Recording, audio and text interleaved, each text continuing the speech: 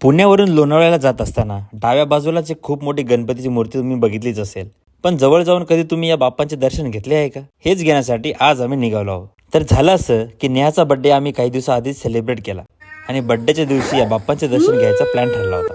Happy birthday मामा.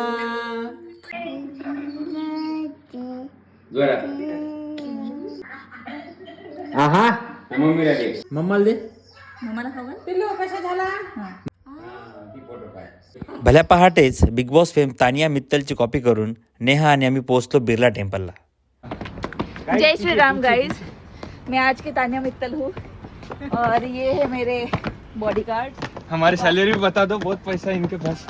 वो reveal नहीं करते, आप सुन नहीं पाओगे इसलिए. तो हम ये जा रहे हैं. जगह अपनी है ना ये.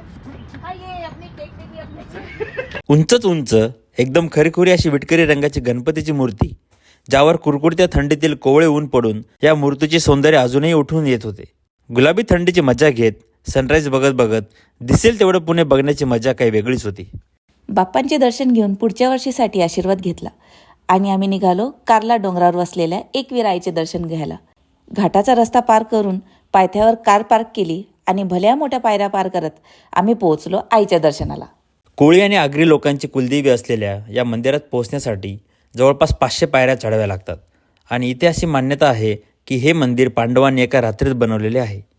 देवीचे हे सौंदर्य बघून आमचे मन खरंच तृप्त झाले होते. मंदिराला लागूनच प्राचीन कालीन बुद्धिस्ट लेण्या आहेत. या लेण्यांचे कोरीव काम बघून खरंच आपल्या भारतीय संस्कृतीचा अभिमान वाटल्याशिवाय राहणार नाही. माझा बड्डे व्लॉग अजून संपला नाही आहे बरं का.